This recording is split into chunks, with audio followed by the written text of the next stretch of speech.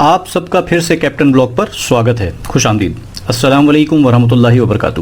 پچھلے پارٹ میں ہم نے اپنے پیدا کرنے والے ساری دنیا کے کریٹر کے بارے میں جانا اور ساتھ ہی ساتھ پروفٹ محمد صلی اللہ علیہ وسلم کی نبی بننے سے پہلے اور نبی بننے کے بعد کی لائف کے بارے میں کچھ باتیں جانی. اگر آپ نے اب تک ان پارٹس کو نہیں دیکھا ہے تو ضرور دیکھیے.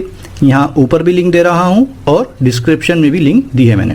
دوستوں اب آتے ہیں ان ٹاپکس کی طرف جن کے بارے میں ہمیشہ ہمیں مس گائیڈ کیا گیا ہے, ڈرایا گیا ہے, ہمارے دلوں میں نفرت پیدا کی گئی ہے.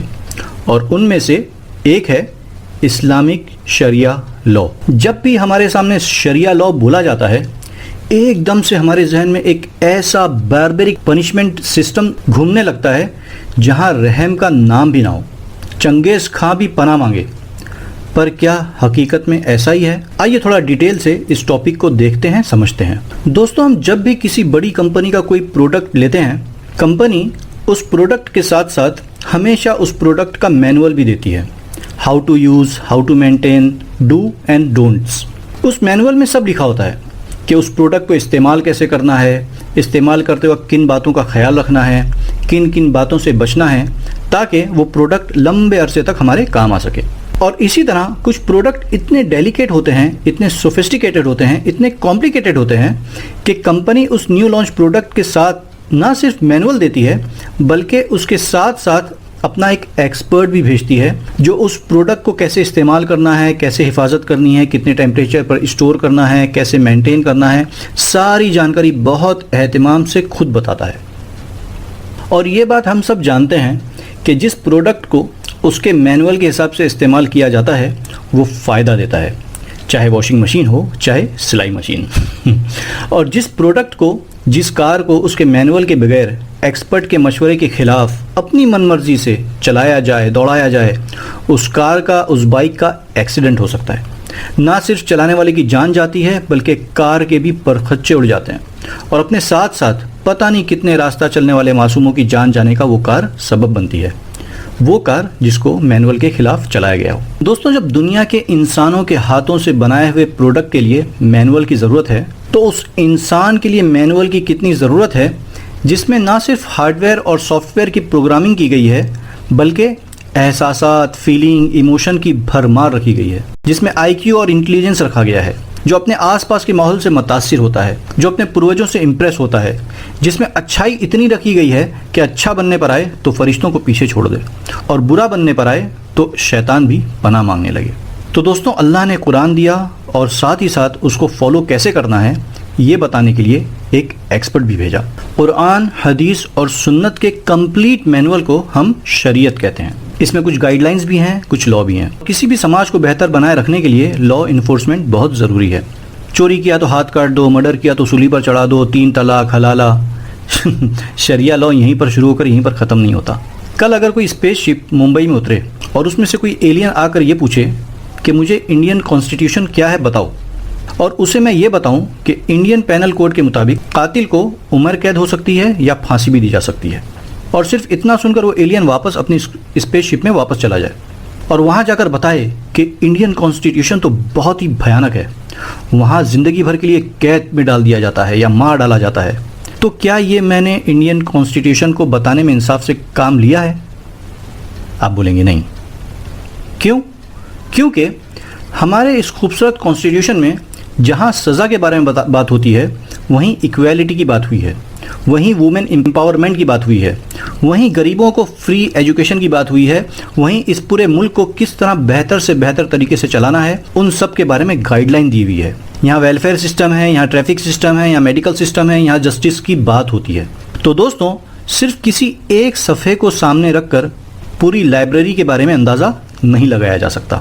اسی انڈین کانسٹیٹیوشن کی خوبصورتی کی طرح اسلام میں ایک مسلمان کو اپنے گھر میں کیسے رہنا ہے, اس کا اپنے پیدا کرنے والے کے ساتھ کیسا رشتہ ہونا چاہیے, اپنے پڑوسیوں کے ساتھ اس کا کیسا برتاؤ ہونا چاہیے, سماج کے دوسرے انسانوں کے ساتھ کس طرح اچھے سے اسے پیش آنا ہے, شادی بیاہ, موت مٹی, رشتہ داری, حصہ بٹوارا, کام اور ویوپار, جرم اور سزا, پیدا ہونے سے لے کر مرنے تک پوری زندگی اسے کیسے گزارنا ہے, اس کے کمپلیٹ علم کو شریعت کہتے ہیں. سچ بولنا از پارٹ آف شریعہ لا, انصاف کرنا از پارٹ آف شریعہ لا, सच्ची गवाही देना भले ही अपने सगे भाई के खिलाफ ही क्यों ना हो, इस पार्ट ऑफ शरिया लॉ। माँ बाप की खिदमत करना, बच्चों में इंसाफ करना, औरतों को उनका हक देना, खाने से पहले हाथ धोना, फजूल खर्ची ना करना, पड़ोसियों का ख्याल रखना, परेशान हाल की मदद करना, ईमानदारी से कारोबार करना, नमाज पढ़ना, रोज़ा रखना, ज़कात देना, हज करना, गरीब मज़दूर का पसीना सूखने से पहले पहले उसकी मजदूरी दे देना, इस पार्ट ऑफ शरिया लॉ। एक मुसलमान की रूहानी ज़िंदगी मतलब कि उसे अपने खालिक के साथ कैसे ताल्लुक़ बनाना है, कैसा ताल्लुक़ बनाना है, और साथ ही साथ उसकी सोशल और सेकुलर ज़िंदगी मतलब कि उस मुसलमान को मखलूक के साथ कैसे ज़िंदगी गुजारनी है, इन दोनों के कॉम्बिनेशन को शरिया लॉ कहा जाता है। और मखलूक में सब आ गए, इंसान भी, जानवर भी, पानी भी, पत्थर भी। इसीलिए शरिया लॉ कहता है कि अगर नदी के किनारे बैठकर भी वज़ू कर रहे हो तो 3 बार से ज़्यादा हाथ धोने की इजाज़त नहीं है, पानी वेस्ट मत करो। यही शरिया लॉ ये भी कहता है कि ज़मीन पर पाँव पटक पटक कर इतरा कर मत चलो, ना तुम ज़मीन को फाड़ सकते हो ना आसमान तक पहुंच सकते हो। यही शरिया लॉ ये भी सिखाता है कि किसी दरख्त की जड़ में पेशाब मत करो। और यही शरिया लॉ हर एक इंसान को उसके मज़हब पर चलने की पूरी पूरी आज़ादी देता है। तो शरिया लॉ सिर्फ ये नहीं सिखाता कि एक अच्छा इंसान कैसे बनना है, बल्कि शरिया लॉ सारी मखलूक का हक बताता है, उनके राइट्स की हिफाजत करता है। दोस्तों आइए इसको और थोड़ा सा समझते हैं। एक है इबादत, यानी नमाज, कुरान, रोज़ा, हज, ज़कात, ज़िक्र, तिलावत कुरान, सदका, खैरात वगैरह वगैरह वगैरह। दूसरा है माशरत, कि इंसान अपने घर में, अपने रिश्तेदारों में, पड़ोसियों में कैसे रहता है।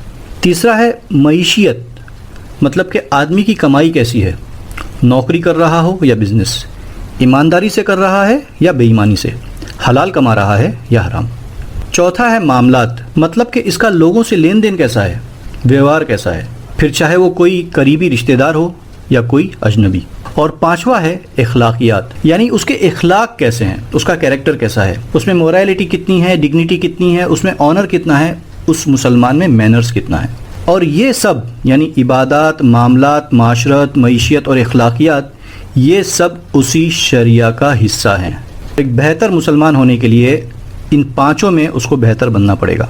तो दोस्तों वर्ड शरिया लॉ की अरबिक डेफिनेशन में ना जाते हुए शरिया लॉ को आसान ज़बान में समझना हो तो ये एक मैनुअल है। ये एक मैनुअल है कि किस तरह एक मुसलमान या एक समाज अपने खालिक की इबादत करते हुए सोसाइटी में दूसरे इंसानों को फ़ायदा पहुंचाते हुए किस तरह अच्छे से अच्छी ज़िंदगी गुजार सकता है, और किस तरह सारे इंसान आपस में जोड़ के साथ, मोहब्बत के साथ एक मजबूत समाज बना सकते हैं जिसकी बुनियाद इक्वालिटी पर हो, जस्टिस पर हो।